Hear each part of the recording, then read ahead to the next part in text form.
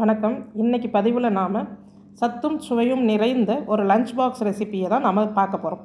இது சின்ன பிள்ளைகள்லேருந்து பெரியவங்க வரை எல்லாருக்குமே சாப்பிடக்கூடிய ஒரு லஞ்ச் பாக்ஸ் ரெசிப்பியாகவும் இருக்கும். Hello viewers, welcome to காப்பியாஸ் village kitchen. நான் ஒரு 2 கட்டு தண்டுக்கீரை, முளைக்கீரை எடுத்து அலசி வச்சுருக்கேன். ஒரு 2-3 தடவை அலசிடுங்க, அப்போ தான் அந்த மண் போகும். அலசி நல்லா வடிகட்டிடலாம். நம்ம ஸ்கூலுக்கு அதிகமாக கீரை செய்து கொடுக்க மறுத்துடுறோம். இது நம்ம முந்தின நாள் நைட் இதை ப்ரிப்பேர் பண்ணிடலாம். ஒரு 7 மணிக்கு மேலே நீங்கள் இதை க்ளீன் பண்ணி இந்த மாதிரி அலசி எடுத்து தண்ணி வடிக்க போட்டுட்டு அது மேலே ஒரு நல்ல மூடி போட்டு மூடி வச்சுருங்க. மறுநாள் காலையில் நீங்கள் அப்படியே எடுத்து சமைக்கலாம். ஃப்ரிட்ஜில் வைக்கணும்னு அவசியம் கிடையாது. அந்த ஃப்ரெஷ்னஸ் அப்படியே இருக்கும், இன்னுமே நல்லா ஃப்ரெஷ்ஷாக இருக்கும். அதனால் இந்த ஒரு மெத்தடை நீங்கள் ஃபாலோ பண்ணலாம். கீரையை வாங்கி க்ளீன் பண்ணிட்டு 2-3 நாளில் ஃப்ரிட்ஜில் வைக்க தேவையில்லை பசங்களுக்கு கொடுக்கறதுனால. இல்லை முந்தின நாள் நைட் க்ளீன் பண்ணி வச்சுட்டு மறுநாள் காலையில் ஃப்ரெஷ்ஷாக அலசிக்கலாம். இப்போ இது கூட ஒரு 3 பச்சை மிளகாய், 10 சின்ன வெங்காயம், ஒரு கைப்பிடி அளவுக்கு பூண்டு, இது எல்லாமே கூட நம்ம முந்தின நாளே உரிச்சு கூட வச்சிடலாம். கொஞ்சம் சீரகம் 1 ஸ்பூனு, கொஞ்சமாக புளி சேர்த்துருங்க. எனக்கு இந்த புளிப்பு சுவை பிடிக்காது அப்படின்னு சொன்னால் நீங்கள் புளி சேர்க்காமல் கூட செய்யலாம். கொஞ்சம் தண்ணீர் சேர்த்துருங்க. 1 கப்பு போதும். நான் கொஞ்சம் கூடுதலாக தண்ணீர் சேர்க்குறேன், ஏன்னா அதுலேருந்து நான் சூப் வடிகட்டி எடுத்துப்பேன். அது ஒரு 3 விசில் விட்டுருங்க. இப்போ நான் ஒரு 3 உருளைக்கிழங்கு தோல் எடுத்து வச்சுருக்கிறேன். நம்ம விருப்பம் போல் நறுக்கி வச்சுக்கலாம். ஃப்ரெஞ்ச் ஃப்ரைஸ் மாதிரி வேணும்னா நீல வாக்கில் கூட நீங்கள் நறுக்கிக்கலாம். 2 தடவை அலசிட்டு நல்லா ஒரு வடிகட்டியில் போட்டு நல்லா நீரை இறுத்து வச்சுருங்க. தண்ணி கொஞ்சம் கூட இருக்கக்கூடாது. அந்த அளவுக்கு இதை இறுத்து வச்சிடணும். ஏன்னா இதை நம்ம அப்படியே எண்ணெயில் போட்டு பொரிக்க போகிறோம். இப்போ ஒரு வானொலி சூடு பண்ணி கொஞ்சமாக எண்ணெய் சேர்த்துருங்க. எண்ணெய் சேர்த்து எண்ணெய் காஞ்சதும் இது உருளைக்கிழங்கு சேர்த்து வறுத்துடலாம். இந்த மாதிரி நம்ம உருளைக்கிழங்கு வறுக்கும் போது நிஜமாக இந்த உருளைக்கிழங்குல அதிகமாக எண்ணெய் குடிக்காது. ரொம்ப குறைவான எண்ணெய் தான் செலவாகும். அது நம்மளே பார்க்கலாம். இந்த மாதிரி ஃப்ரை பண்ணிவிட்டால் பசங்களுக்குமே பிடிக்கும். அதனால் தாராளமாக இந்த மெத்தட் யூஸ் பண்ணலாம். ஸோ இந்த உருளைக்கிழங்கு இங்கே வேகிற நேரத்துக்குள்ளே இன்னொரு பவுல் எடுத்துகிட்டு அதில் ஒரு 1/2 ஸ்பூன் மஞ்சள் தூள், 1 ஸ்பூன் குழம்புத்தூள் சேர்த்துக்கோங்க. இல்லை வெறும் மிளகாய்த்தூள்னால் கொஞ்சமாக சேர்த்துக்கோங்க. ஒரு 1/4 ஸ்பூன் மிளகுத்தூள், 1/4 ஸ்பூன் பெருங்காயத்தூள், சோம்பு சீரக பொடி 1 ஸ்பூனு, தேவையான அளவுக்கு உப்பு, ஒரு 1/2 ஸ்பூன் உப்பு போதும். இதை கலந்துருங்க. தண்ணியெல்லாம் சேர்க்கக்கூடாது. இதை கலந்து விட்டுட்டு கொஞ்சமாக கருவேப்பிலை, கொத்தமல்லி எது இருக்கோ கொஞ்சம் கிள்ளி அதுலேயும் சேர்த்துக்கோங்க. நல்லா கொழுந்து கருவேப்பிலையாக இருந்தால் அது சேர்த்துக்கலாம், வாசமாக இருக்கும். இதில் நம்ம இப்போது உருளைக்கிழங்கு வருந்ததும் அப்படியே எண்ணெயிலேருந்து நேராக எடுத்து இதில் சேர்த்துடலாம். சேர்த்து நம்ம கலந்து விட்டுறலாம். இப்போ இன்னொரு பேட்ச் நான் உருளைக்கிழங்கு போட்டிருக்கிறேன். அது வெந்துக்கிட்டு இருக்கும். அதுக்குள்ளே நமக்கு இப்போது கீரை வெந்துருச்சு.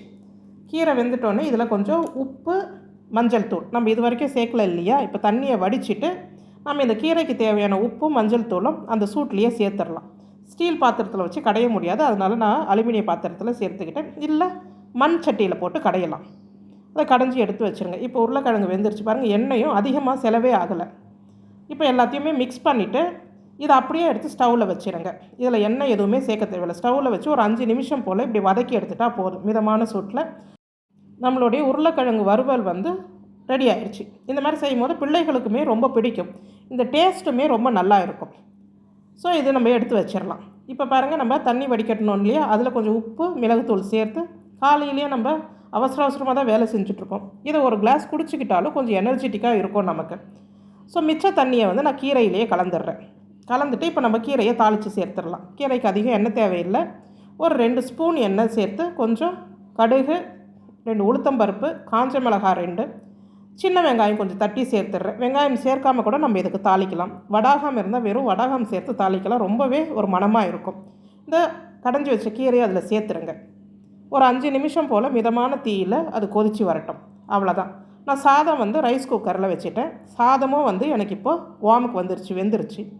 அதனால் இப்போ சாதத்தை எடுத்து கொஞ்சம் அகலமான பாத்திரத்தில் போட்டுக்கோங்க. எப்போவுமே டிஃபன் பாக்ஸுக்கு காலையில் கட்டணுன்னும் போது அப்போ தான் அதோடைய சூடு சீக்கிரமாக ஆறும். இந்த மாதிரி சேர்த்துட்டு அந்த ஆவி போயிட்டு கொஞ்சம் வார்ம் நேச்சர் வந்ததுக்கப்புறமா நாம் குழம்பு சேர்த்துடலாம். சாதம் சூடாக இருக்கும் போது குழம்பு சேர்த்துறாதீங்க. சாதம் ஆறி இருக்கணும். குழம்பு சூடாக இருந்தாலுமே பிரச்சனை இல்லை.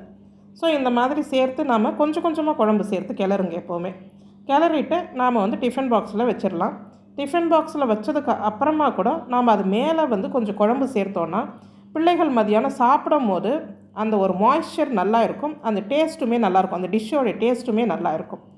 ஸோ நமக்கு லஞ்ச் பாக்ஸ் எத்தனை பேருக்கு நீங்கள் லஞ்ச் பாக்ஸ் ரெடி பண்ணுறீங்களோ அந்த மாதிரி நீங்கள் ரெடி பண்ணிடலாம். காலையிலே கீரையை என்னால் செஞ்சு கொடுக்க முடியல பள்ளிக்கூடத்துக்கு அப்படின்றவங்க இந்த மாதிரி முந்தின நாள் இரவே எதெல்லாம் அதுக்கு ரெடி பண்ண முடியுமோ ரெடி பண்ணி வச்சுட்டு மறுநாள் காலையில் இப்படி சுலபமாக இதை செய்து முடிக்கிறதுக்கு நமக்கு 1/2 மணி நேரமே அதிகம்தான். அந்த டைம்குள்ளே செஞ்சிடலாம். உங்களுக்கும் இந்த பதிவு பிடிச்சிருந்தால் நம்ம சேனலையும் லைக் பண்ணுங்கள். நன்றி.